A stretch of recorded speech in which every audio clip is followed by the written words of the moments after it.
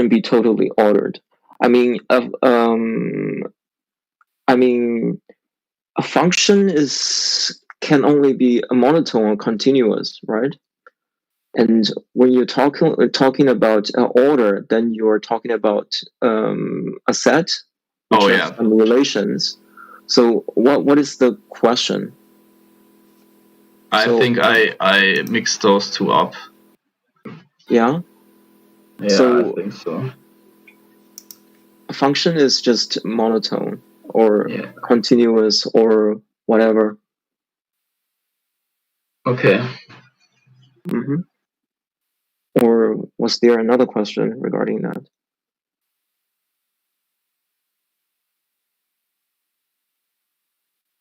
No?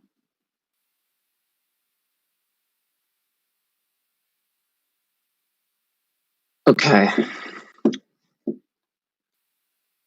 Then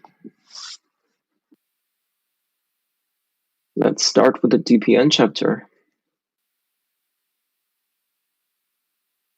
So the same as last week, we don't have anything to review this week because there is no deadline that is due. So I plan to fill up some of the time. Okay, so we're at this data flow process networks. And in this chapter, we mainly reason about determinism, like when it is possible to associate a DPN node or DPN with a stream function that does not depend on the arrival time of the input, which means latency and sensitivity. Since that is already hard enough, we allow unbounded memory of the buffers. Because if we want to isolate the problems, and now we just want to know whether when can we determine a node is deterministic, or so the behavior of the node. So we don't care about the buffers. We assume that they are unbounded. Okay, in the next chapter, because in practice we don't have unbounded memory, then we discuss when can a DPN be run with bounded memory. So after the chapter on formal foundations, we encounter the first model of computation, which is the asynchronous model of computation. And there we have DPNs. Just as a recap, so model of computation is basically when and why, where do computations happen. And in this case, DPNs, they are input driven, they are asynchronous, and they are decentralized, which means that there is no global thread controlling all the nodes. So each node has its own thread. It can fire whenever it wants to, when there's enough input data or input values. And other models of computation, such as synchronous model of computation and event-driven model of computation, will be introduced in the later part of the course. Okay, so here I have some questions for you. So we have sequences and streams. So a sequence is basically a one-lane stream. And streams, they can be one lane or multiple lanes. So we can have multiple input lanes. And here's the first question. Is D star a complete partial order? So I assume that you have watched the videos. You know what D star is. I don't want to repeat that. Or D omega or D infinity.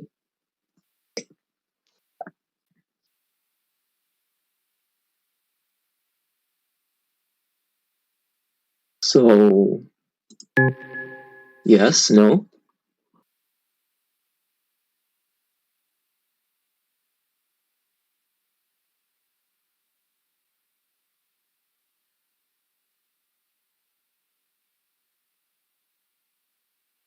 So, you know what D star is? D is basically a set of data values. And D star can mean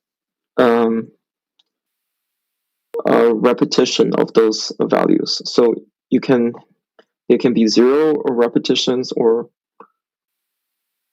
any finite repetitions of those data values in the set. Okay, no response from. So most of you said yes. Which is a bit boring because it is not.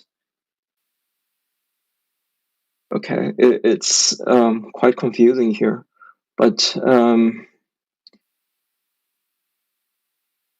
maybe can you, for those who said yes, maybe one of you can explain why do you think it is a complete partial order?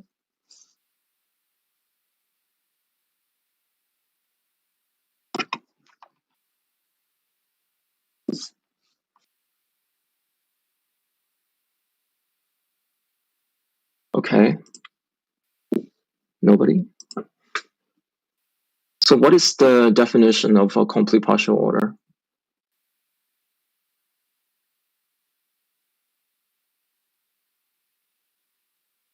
Well, that was from last chapter, right?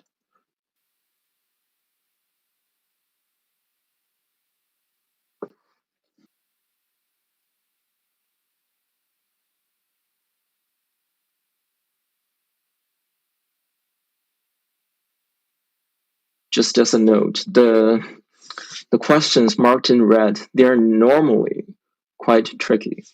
Okay.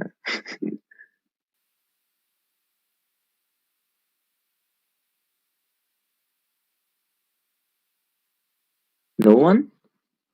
Complete partial order.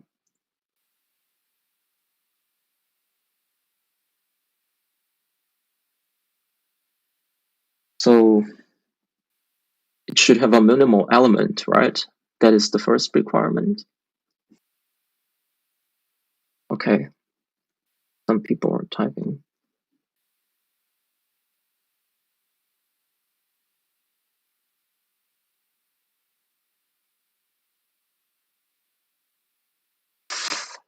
D star is a finite set of sequences. CPO, all directed subsets of supremum in D. Yes, and there must be a minimal element, which is true in this case because the minimal element is just the empty sequence. It is a complete partial order because D star is a finite set of sequences. No, it is not, because D star is an infinite set of finite sequences.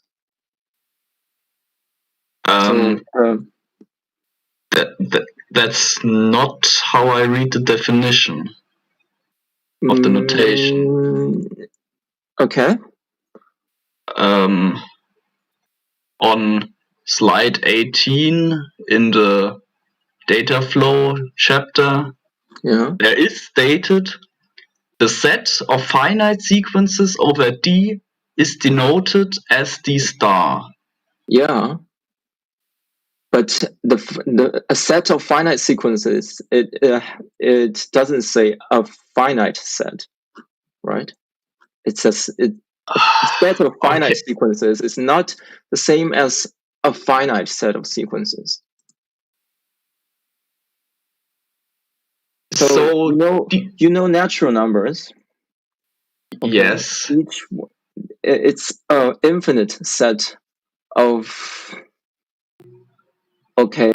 numbers. They are all finite. It's the same here. So it's an infinite set of finite sequences. So taking one, you can start with maybe the empty sequence, and you can add something to it. Maybe should draw it from, let's say D is 0, 1. Okay. Maybe you can add something to it, 0, and then you add something to that prefix 0, 1, and you can do that forever. And 1 is a prefix of the other. So for this D star, it is a set. You can do that for how many times you like, infinitely many times. But each of them, if you take each of them, it is a finite sequence, right?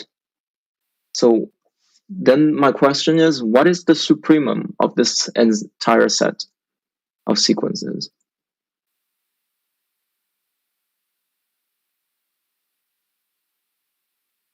There is none. There is no, right? Because it's D star. And a very easy way to see this is if you apply this to the length function. So if you map this to the length function, then this empty set would be 0. This would be 1. This would be 2, right? Because this has the length 2. And then you would have n smaller or equal to for the right side. And this one is not a complete partial order because the natural number does not have a supremum. So as I've told you last time, this one plus infinity. This one is a complete partial order, right? Because if we take plus infinity as the supremum, then that set has a supremum. Okay, so D star is not a complete partial order, but this one is, okay, because this one would be the supremum.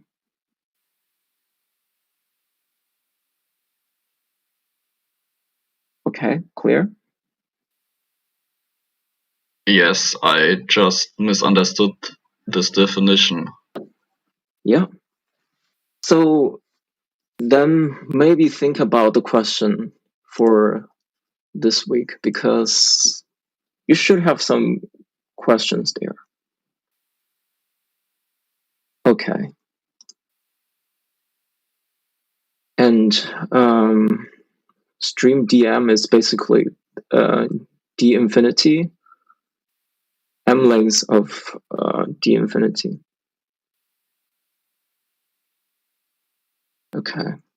So directed subsets in one length stream versus directed subsets in m length streams. They are quite different because directed subset in one length streams, they are total orders, right?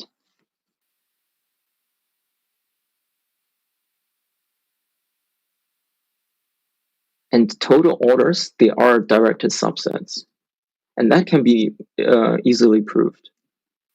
So why, by the way, why are total orders directed subsets?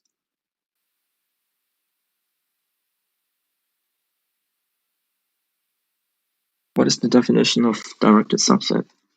Well, this should be from last chapter. You should be very familiar with that already.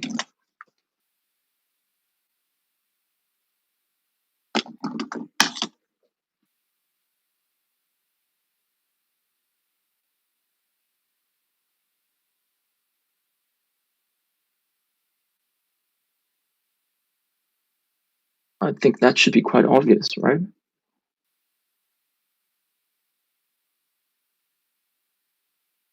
Well, what is a total order? A total order is an order where every two elements can be compared.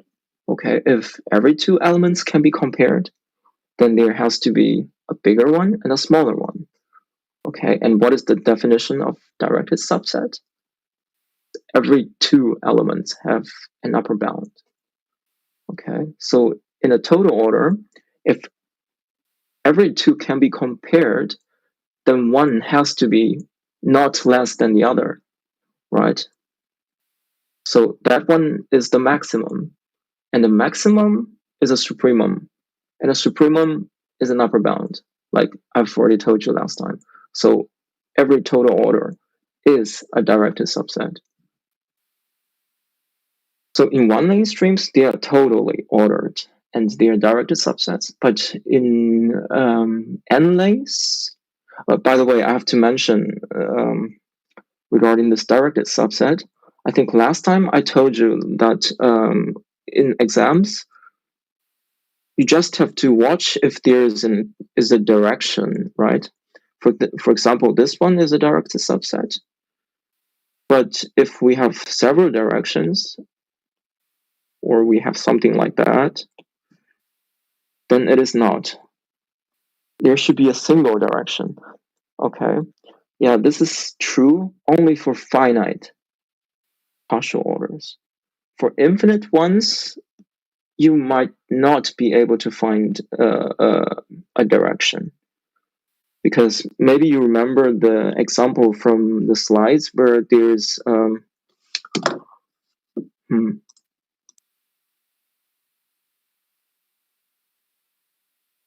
maybe I can share that rather than me drawing it. I think sharing it would be.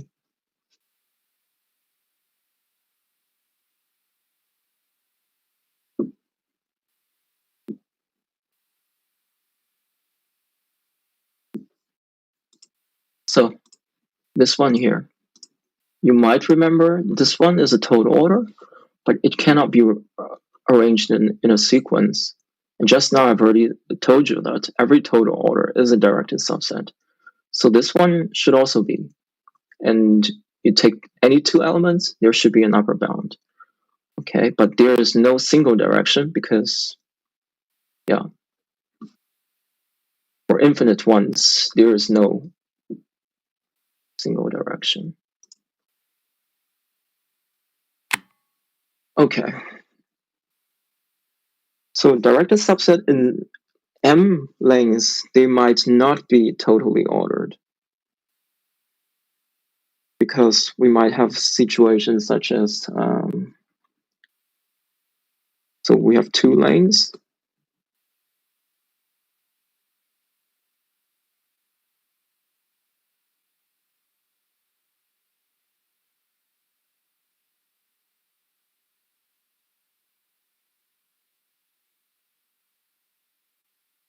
Right? So this one, it is a directed subset. And it is not totally ordered because this one is not a prefix of that. Because no matter what you append to this one, it will not, it will, whatever you append to the upper one, you will never get the lower one. Okay. So now, is stream D1 a CPO?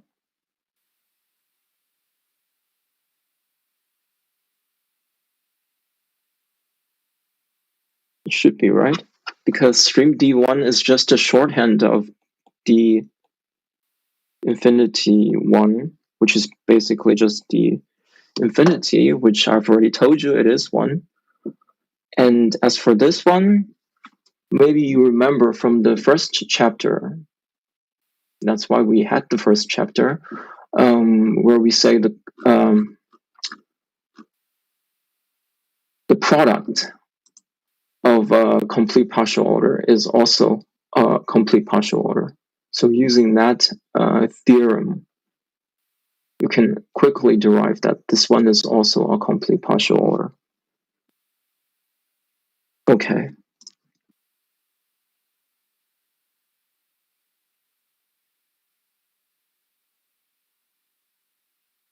So syntax and semantics.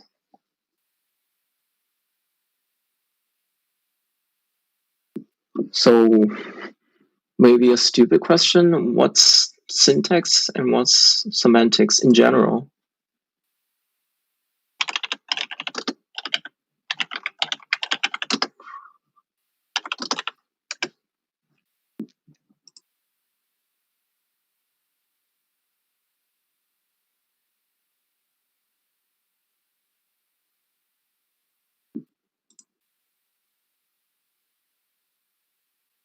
No one?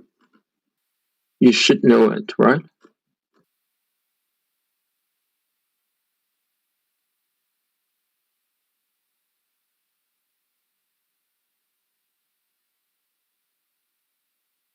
So the syntax is basically, you can think of it as a declaration of a function.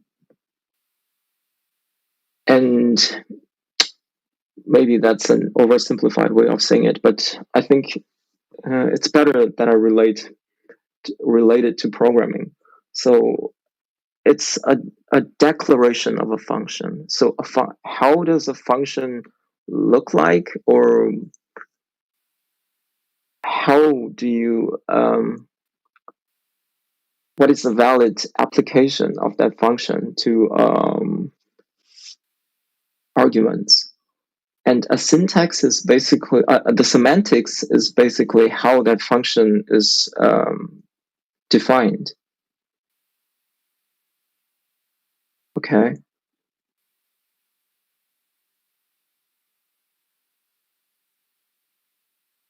So basically,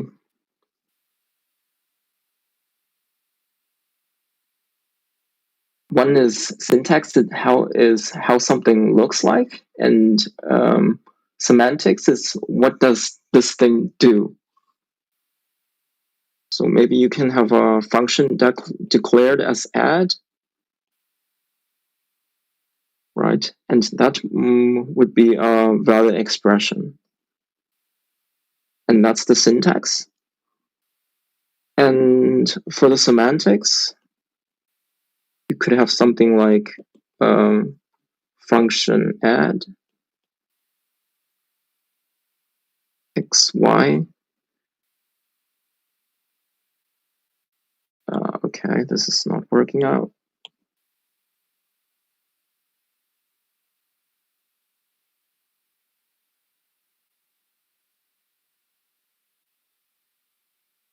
Return x times y. Okay, it doesn't have to match what it looks like. Okay, so what it does, is its syntax. No, what it does is the semantics. What it looks like is the syntax. Okay, that's basically a very simplified way of saying that. So what is the syntax and semantics of nodes? Because a node is basically a function, right?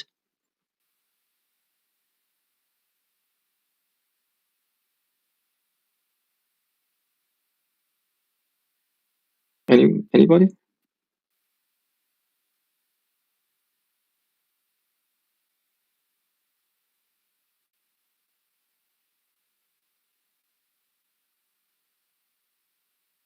So the syntax of a node, we have two ways. One is we think of it as because semantics, it doesn't have to be text, it can be also pictures. No, the syntax, sorry. So this can be how a node looks like, right?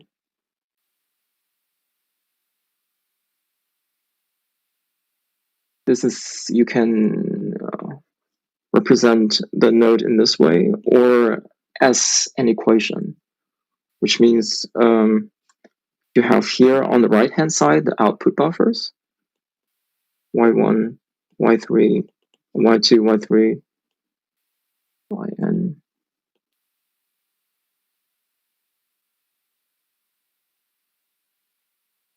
to xm. Okay, so those are the two ways that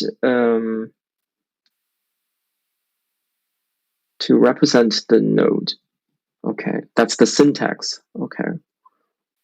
What about the semantics? So I'm just talking about the node. So here you want to distinguish a node from a DPN because a node is just a node. A DPN is a network of nodes. Okay, I'm just talking about the node here. Yes, the node's internal behavior. And how is that represented? It's what the node does, right? Exactly. That's the firing table.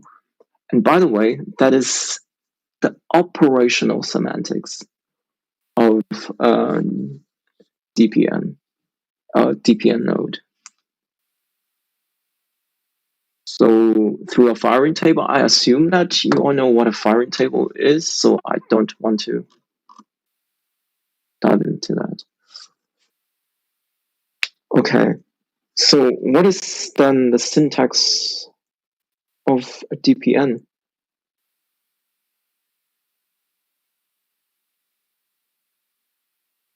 Well, we know that we can also have two ways of representing it.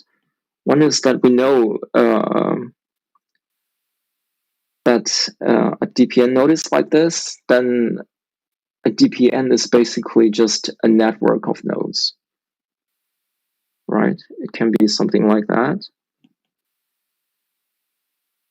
Okay, I'll omit the buffers.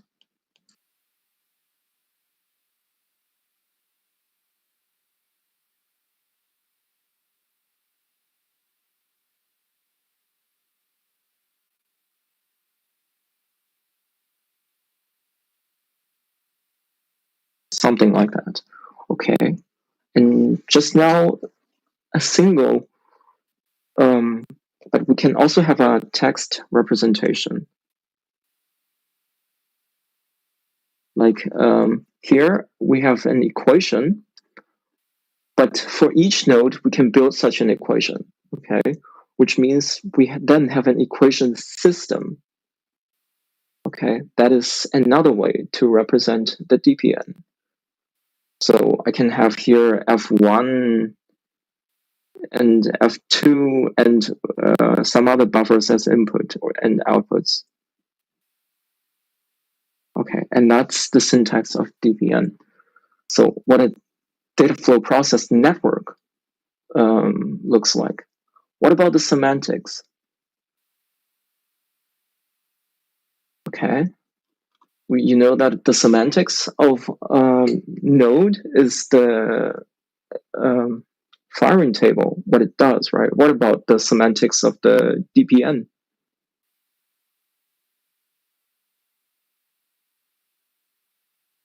By the way, we're still here talking about the operational semantics.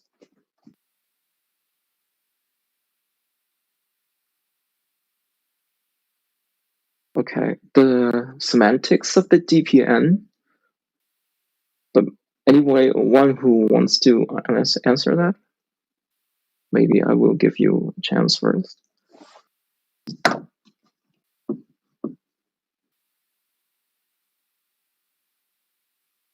Okay, the semantics of DPN is basically what the network does, right? Because that's the semantics. It's basically a sequence of concurrent computations represented by a state transition system. And it is something like that. Something like that. Okay, just an example. So for example, in buffer X, we have value A. In buffer X2, we have value B, and we have some local buffers. These are the input. These two are the input buffers, okay? And they should all be empty in the beginning. That N. We also have some output buffers. So So if this is a DPN, then we have some input buffers here, some output buffers here, and some local buffers inside the data flow process network, and with some nodes inside. Okay, I'm bad at drawing. Okay, and here Y, they should all be YM empty in the beginning. Okay, and now this is the configuration, starting configuration of it. So we want to know what the network does. So then we have to think about the computations it does. So for example, here, if x1 and x2, they are connected to a node, and that node can fire, then we can say f1 fires. And those two values should be consumed.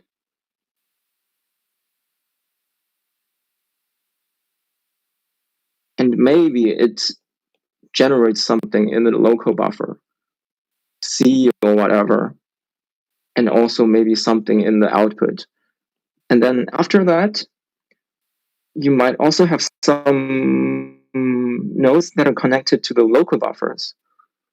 And maybe they can even fire concurrently. So we might have F2, F3, they can all fire. And we keep on like extending this state transition system until no nodes can fire. And then we get like the output, something in the output buffer. And this is what the network does, right? And that is the semantics of DPN. So this question is, I can tell you 100% it will be asked in the exam. And there you have to come up with such a state transition system and yeah, show the semantics of the DPN.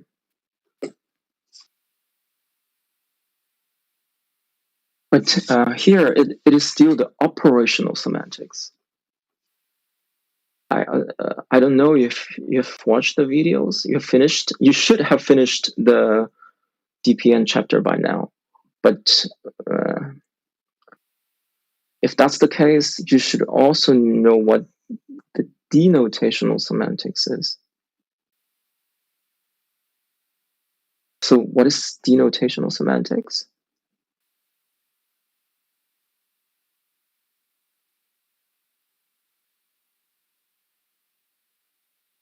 What is operational semantics? What is the difference?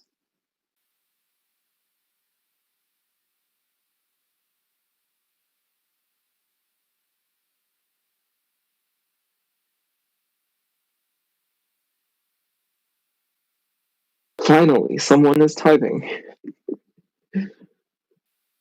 I feel like I'm talking to myself, but because I cannot see you, and yeah.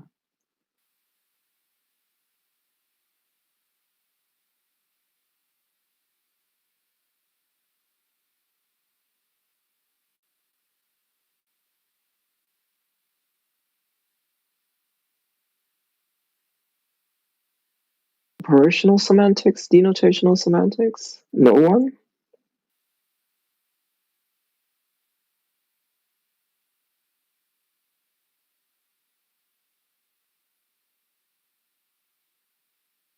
So in very simple words, you don't have to tell me the definition or so. Okay, maybe I'll do it. So the operational semantics is basically how you compute, how you do things step by step, or how you compute step by step. And denotational semantics is basically how you compute as a whole. So you don't do that step by step, but you do that in one step. Okay, so what's the difference? You might still be wondering, okay, Yeah, but what does that mean? Okay, maybe you can imagine the following. You have a very long, I don't know, you want to draw a picture of something, a landscape or whatever. Maybe a snake. That would be a nice analogy. Okay, you want to draw a snake. Okay, the snake is very long. Okay, you cannot see the entire part of the snake. You can only like draw the head first, look at the head, draw it first, and then the drawing is of course your output. Okay, you draw the head first, and then you look at the first part of its body, and then you draw the body, and that is the output. And the drawing is completed step by step. Okay, it is not like, because it is very long, you cannot see the entirety of it. And the denotational semantics is basically however long your snake is, I can zoom out and I can see it as a whole. And I don't have to draw it step by step. I can just draw it as a whole. That's basically a maybe stupid way, but a simple way to explain to you what is happening. And if you have finished this chapter, there is this problem of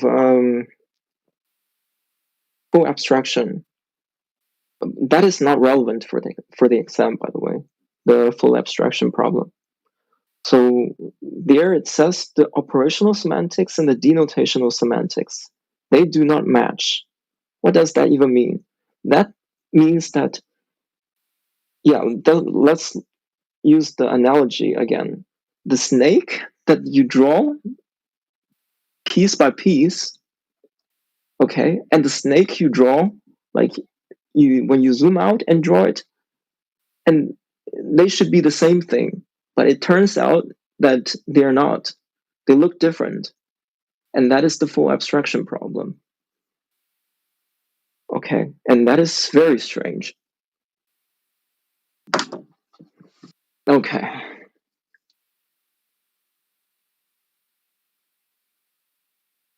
So, therefore, in denotational semantics, the operational semantics of the DPN, as Jonas was saying, was through a firing table. Yes, but that is the operational semantics. It tells you, okay, if I have that bit, that piece of information, or that piece of prefix, I can compute that output. Okay, that is the operational semantics. It is not the denotational semantics because it cannot see the entire input. You can only see the prefix of it, right? Because you cannot have the entire input in your firing table because the input could be infinite and you cannot fit that in your program. Okay. And the denotational semantics is then you have to see each node as a stream function. So then a stream function is then the denotational semantics way of looking at the node. Maybe I can, oh, by the way, that one, the stream function question is also definitely, it will be asked during the exam, normally the second question or so. So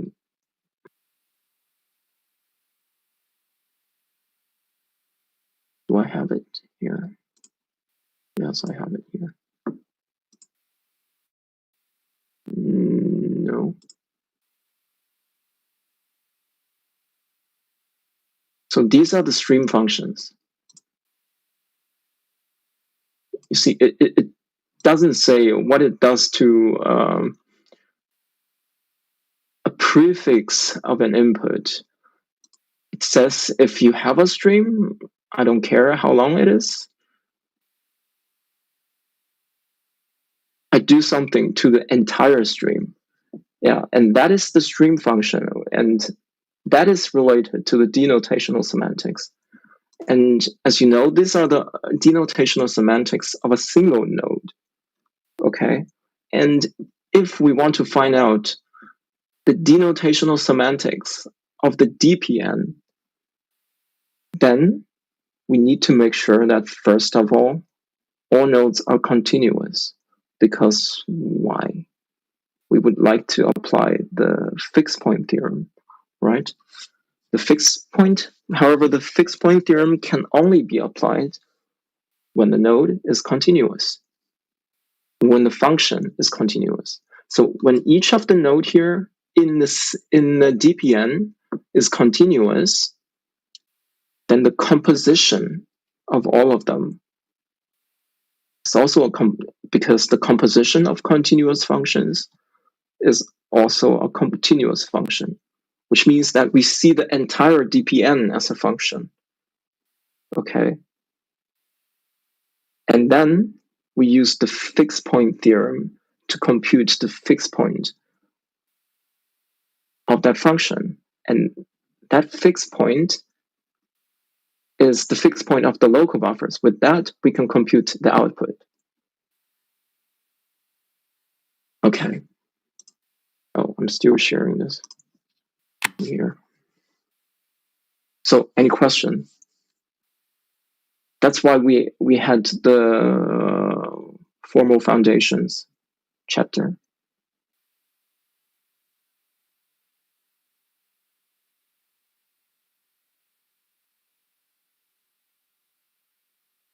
By the way, anytime you see an equation system or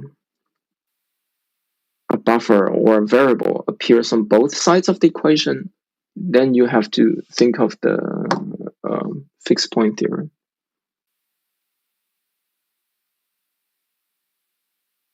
Okay.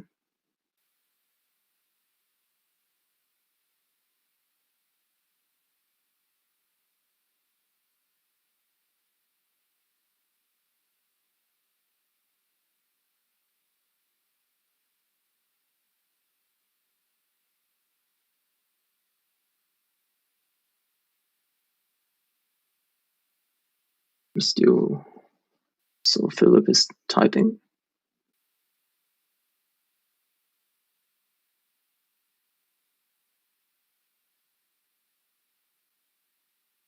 The question states, are they monotonic? Are they continuous? Complete the following table. In this case, it is sufficient. But I didn't say it's not sufficient, right?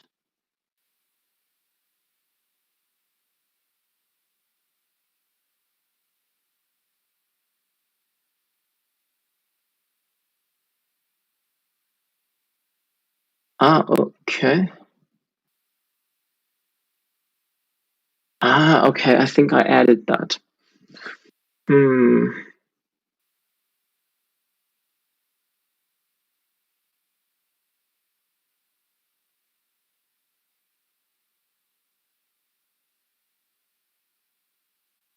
Added that.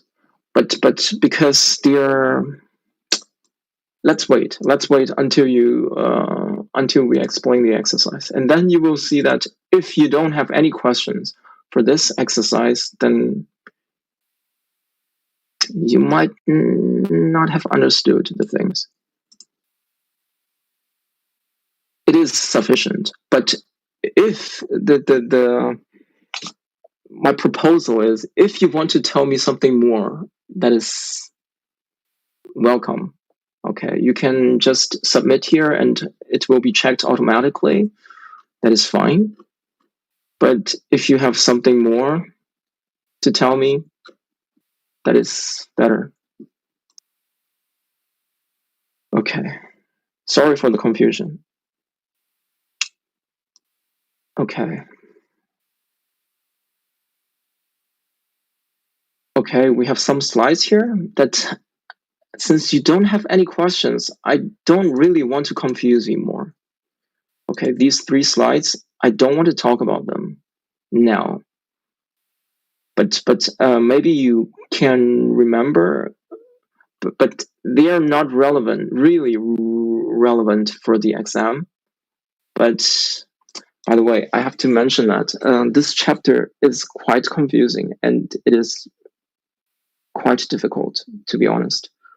So the previous chapter, that was also difficult, but I mean, if you're familiar with the definitions, I mean, the definitions, they take time to be internalized.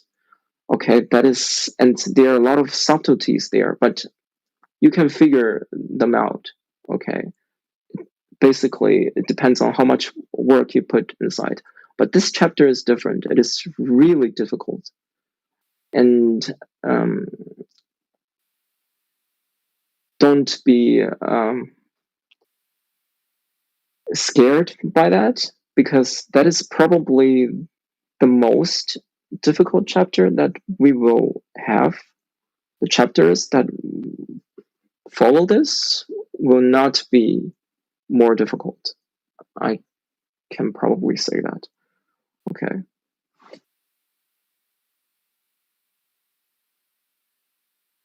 You have a question regarding the restrictions. Yeah, speaking of that, let's talk about that. So,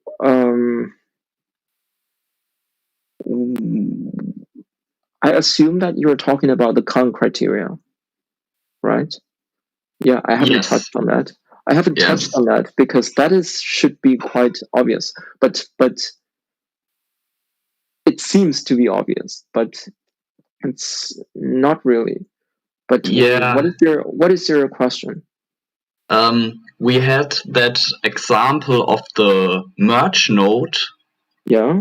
On which we showed these problems, and I'm not sure how to make a merge node that on one hand forbids fixed size patterns and on the other hand excludes conflicting firing rules. Because if you made that, you have a breakthrough. I think you can publish a paper about that. Okay. There's no way. You cannot make that. But I should also tell you that we can probably make use of a thing called if then else node. I think with that we can have a deterministic merge, quote unquote merge. I will probably show you next time, but it's not the merge that that can do. It's not that merge. That merge cannot be implemented, and if you implement that merge in whatever way, it will be non-deterministic. That is the problem. That is the problem, by the way. Because we would like to have that merge node, but there's no way for it to be deterministic. So the restriction of the firing rules, it's the Khan criteria. Okay, we have 3. Maybe some of them other than Lars can tell me what those criteria are.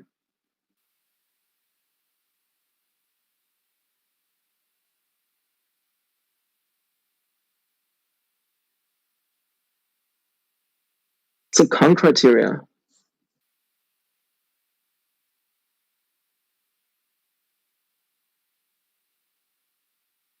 Yeah, that is rule number 1. Great. No fixed size patterns. No conflicting firing rules. Yeah. Or you can also say overlapping, because they're conflicting means that 2 firing rules can fire at the same time. What about the third one?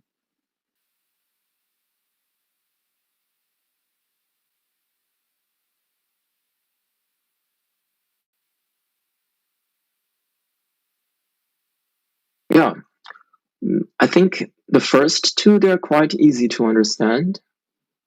As for sequentiality, I think I have drawn an example just a few minutes before the exercise. I can show you. And maybe you can tell me. So I assume, sorry for the handwriting because I was really in a hurry. I assume that you can understand this.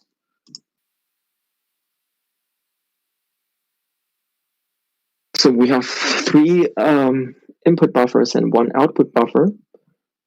And I have the following firing rule. Okay, can you tell me if this node is sequential? Very quickly. Maybe in 2 minutes or so. Okay, look at it and tell me if it's sequential. I will start a poll later in 2 minutes.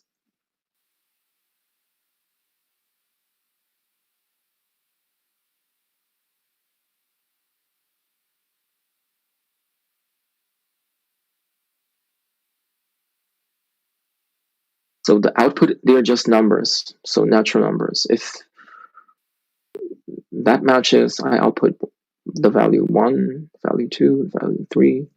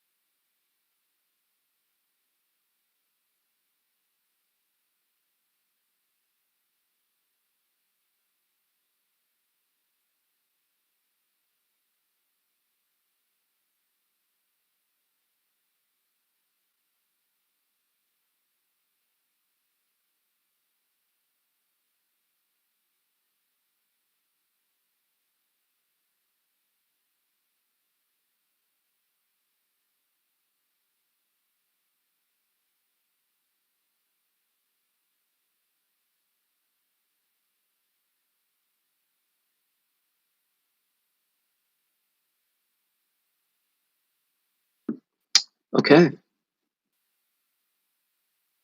so yes, it is sequential, or no, it is not sequential.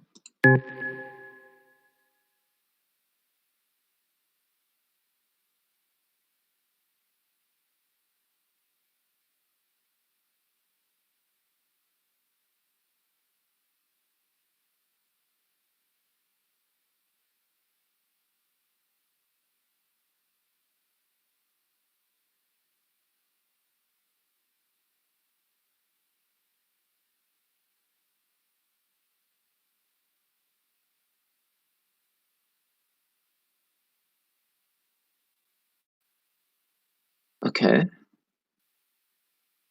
they're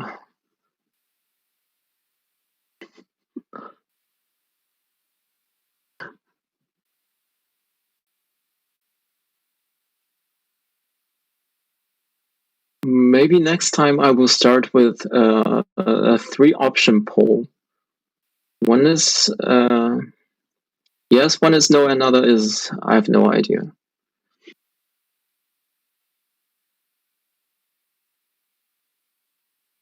Okay.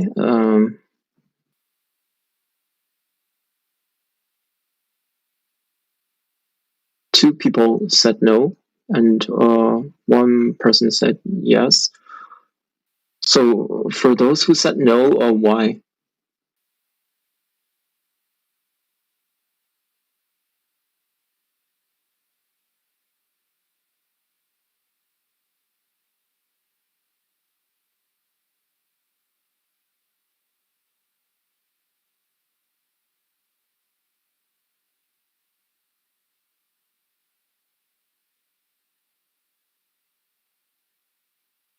Or just a guess?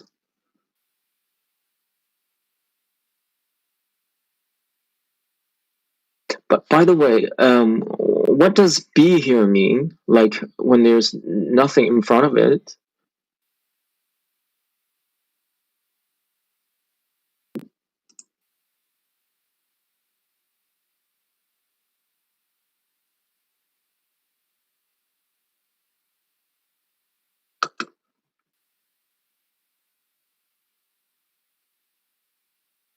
Yeah, right. Jonas is right. Uh, Lars, what do you mean by no value is right?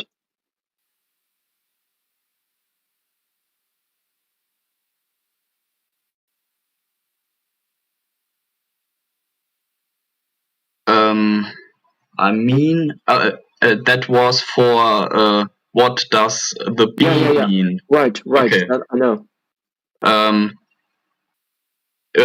if we have the 0 dot B, Yeah. we take the first value of the Right.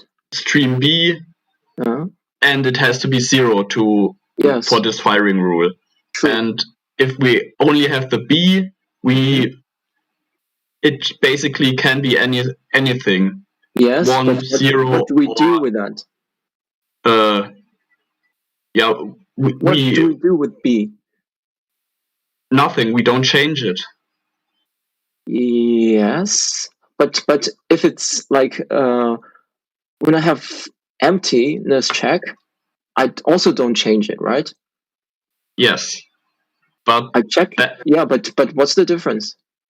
The difference is that checking for emptiness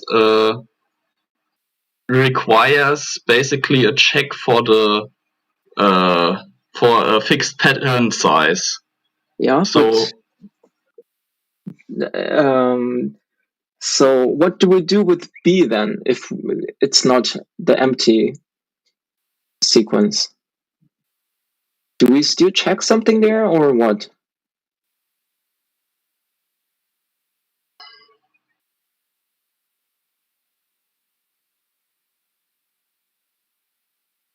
Because I'm not sure. With 0, you say, okay, that buffer is the first value should be 0. We check it. We have to check it in order for it to make sure if it's 0 or not. Okay, and if it's empty, then we also have to check it, because if it's the empty sequence, then it has to be empty. Okay, we don't know if it's empty unless we check it. B basically means it can be anything. So what do we do with that? Okay, it basically means we don't even look at it. Okay. Because it can be anything, right? It can be anything. Therefore, it's required that we not look at it. So here we only look at the first one and the third one. Okay, since it can be matches with anything, we don't even look at the buffer. And I think you're right. And I have also written a small sequential program for this one. Okay, just ignore the 0 here.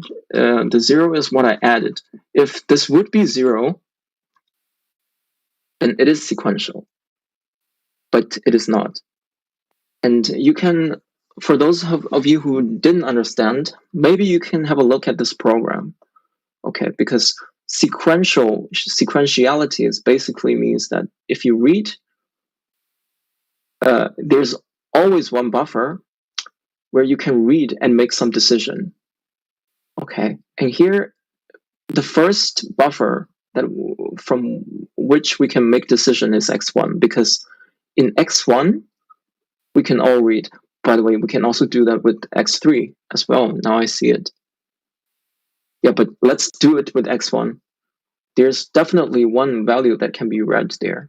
So B read, if you remember, we have to do blocking read. So if we read, we have to wait until there is a value. And since in this buffer, we know that a value will definitely come because there's no rule with A or no rule with the empty sequence. So we can perform this blocking read check. It will not wait forever because some value will arrive. Well, unless there's the end of computation, then it will probably wait forever. But you will not have like the values will not accumulate there. Okay, so if this is 0, basically it means that it cuts the firing table into 2. So here you can make a cut, and from here you can do another decision. So if B read x1 is 0, then we're at the 3 rules from the upper 3 rules. Okay, from there we can also read from C. There's definitely one value to be read because here. And if it's 0, we don't read B because, as I just said, we don't look at it. It's the decision is made. Y is 1. Okay. Else, then C is 1, right? Then we do blocking read on B. Now we check B because now we know that if x3 is 1, we can read something from there. Definitely there will be a value there. If it's 0, then it's 2. If it's 1, then it's 3. Okay, else, this outer else basically means the lower 3. We're looking at these 3 rules. And now here's the problem. If B read x3 is 0, so we read x3, it's 0. And now what do we do? Now remember that I said when it's B, we don't look at it, right? But when it's 1B, we have to look at it. So here's a contradiction. We have to look at it and we shouldn't look at it. And if you cannot continue your program here because if you check for 1, then it is likely that we're at this rule and 1 will never come. Okay, but you should have fired that rule, but you're still waiting because you're doing the blocking read, right? You risk that because, as I said, you wait for something, you expect something to be there because you're checking it, and you can only check it using blocking read. Okay, then you have assumed that this would be the rule, alpha 4, but it might be this one, and input will accumulate. What do I mean by that? If it's always 1 and 0 at x1 and x3, then you are stuck. So I can have a stream of 1s coming to x1 and a stream of 0s coming to x3. You can consume them. If you fire alpha 5, you can consume that. But since you're blocked on B, there is no value that will come. And then you will run the risk of buffer overflow because, well, for this chapter, it does not matter. But in the following chapter, it matters because the ones will keep on accumulating. You can get rid of it, but you didn't because you choose to do blocking read on B. Okay, but what if you don't look at B? Then this rule cannot be fired because if there would be a 1, you cannot consume the 1. Okay, so the only way for it to be sequential is we have a 0 here. So then you can do a check on B because a value will definitely arrive, and depending on whether B is 1 or 0, you can fire 4 or 5.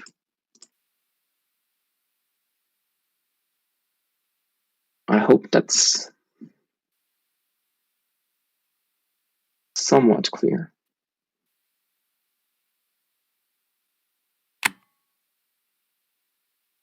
Okay.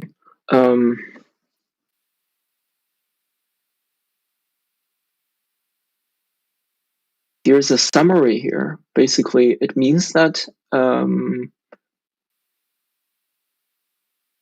DPN function, a DPN node is monotone, then we can make it continuous by extending the definition.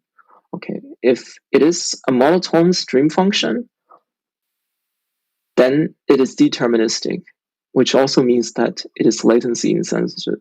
So these four notions, they are somehow equivalent. Now, what about the merge node?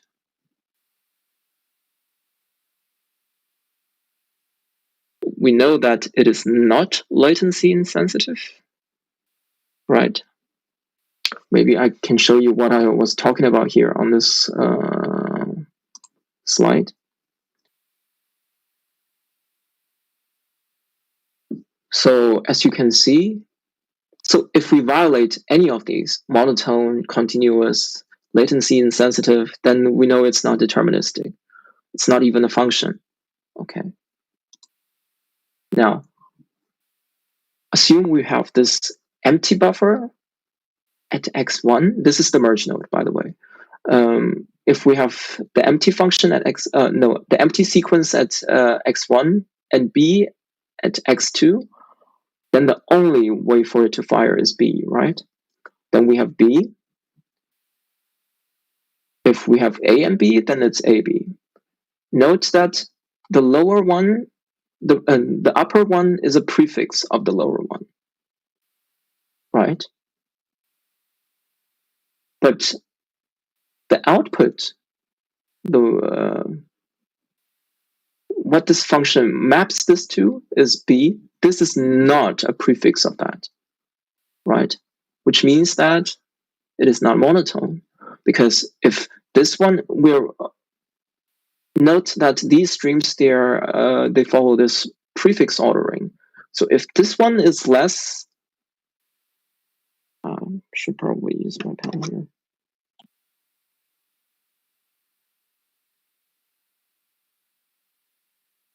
So if the upper one is less than that, this one should also be less than that. And less here means prefix, and that one is not a prefix. But the strange thing, then you know that merge is not deterministic, right? I don't know if I should continue because it might confuse you. Let's stop. But let's stop here. I just want you to know that if it's not monotone, so here it maps. Note that I'm not talking about the values here. I'm talking about streams. So I'm talking about the denotational semantics as a whole. So this input here is not a piece of input. It's the entire input. So the empty sequence and B, it gets mapped to B, and this AB as two streams gets mapped to AB. Okay, and if the stream function itself is not monotone, then we can know that this merge node definitely will be latency insensitive because of this equivalence here.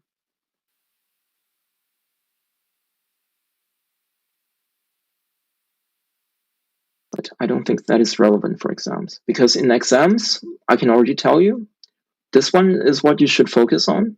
But if you're interested, you can also think about this one. The monotonicity, latency insensitive versus determinism versus monotone versus continuity.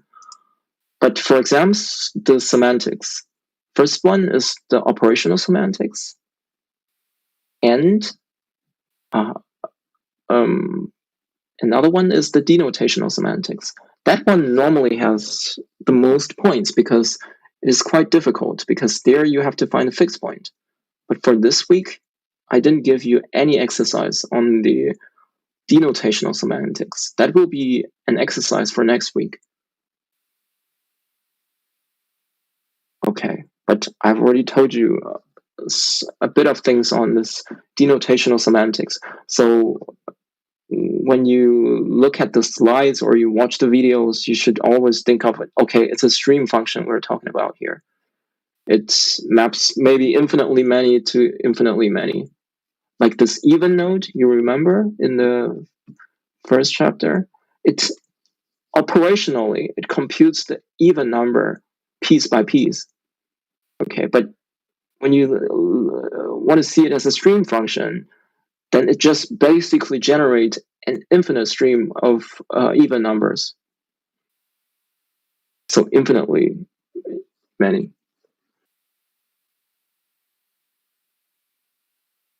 It can be infinite. That's what I wanted to say. Okay. Any questions? Do I still have something else to say?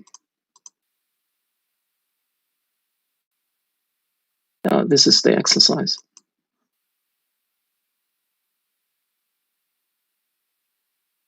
I don't think so. Do you have any questions? If not, we can already close this session. By the way, I really expect more questions from your side because there's no way this exercise will be able to continue like that because I require input from your side and not just consuming materials because that's not the point of the exercise. You can already do that with the with the video lectures. You can consume that as many times as you want. But this is for basically Q&As, the exercise session.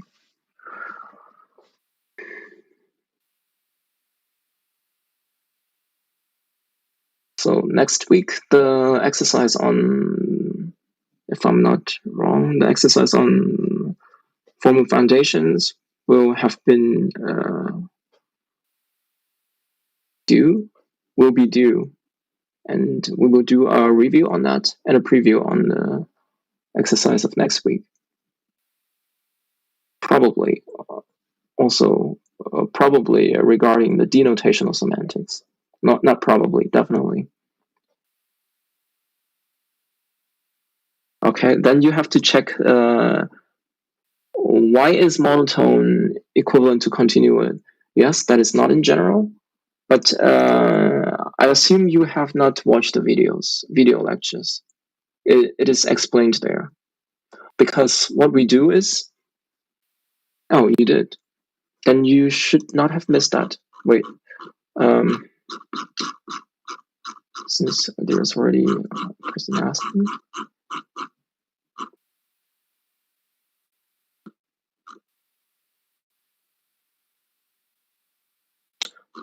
But that is actually quite simple. We did it only by definition. Wait, where is it?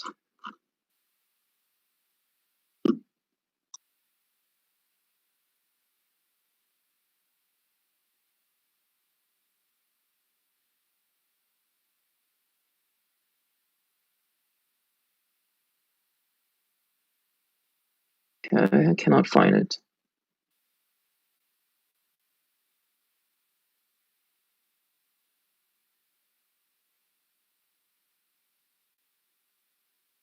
Ah, here.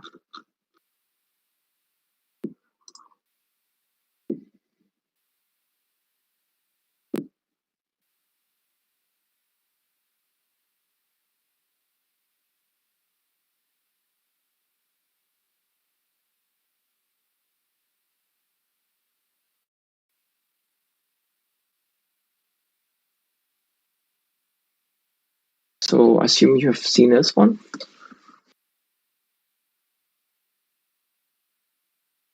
So you should be familiar with this one. So when f sigma is a finite sequence, so this function is monotone, but it is not continuous. But because when sigma is an infinite sequence, it outputs 0, 1, right? Now, a very simple way of looking at this is, does a DPN node, so f here corresponds to a DPN node. Let's say it corresponds to a DPN node. Does a DPN node know whether the input will be infinite? It doesn't, right? Because it checks for prefixes and it will just output. It does not care. It doesn't know if it's an infinite sequence. It just does this prefix matching and it outputs that one. So what we did is we define here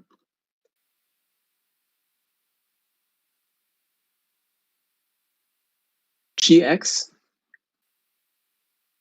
to be the supremum of the function applied to all those prefixes to make it continuous. So, which means that what is the supremum of that one? It's 0. Then we somehow define, because there's no definition in the infinite sequence in the case of DPN, because we don't know what it does for an infinite sequence, because it only reacts to finite prefixes, right? And what we do is we just extend this. So instead of 0, 1, we just say it's 0. We extend that to infinite sequence to make it continuous. Is that clear?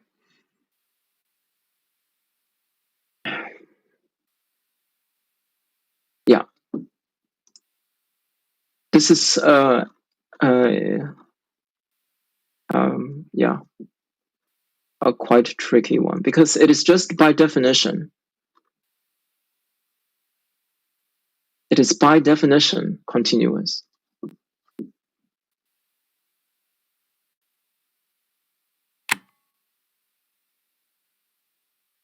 Any other question? But that is a good question.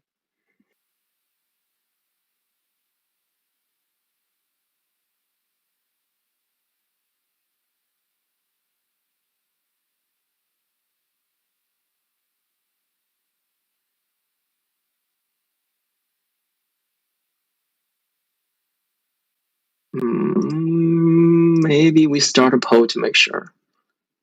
So, is there any question?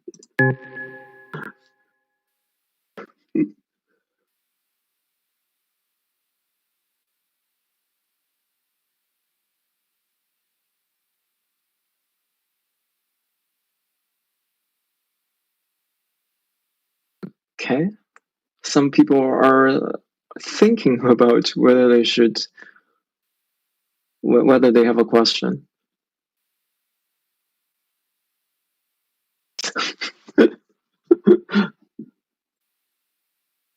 Come on, this should be simple. Either you have a question or not. Okay, maybe they are not there.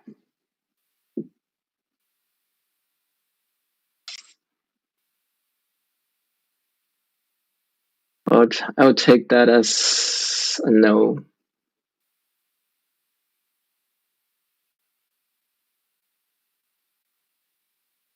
If you have questions during the week or while watching the video or whatever, if you have questions, don't hesitate to send me a mail. Yeah.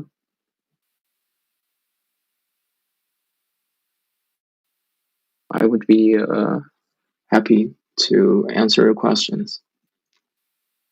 So, if so, then let's close this session. Time is already up, I think.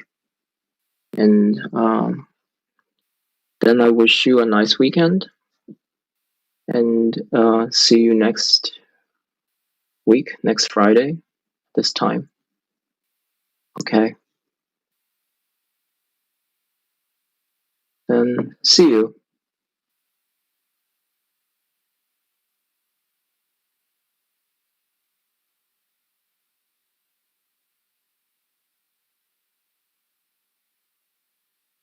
Goodbye.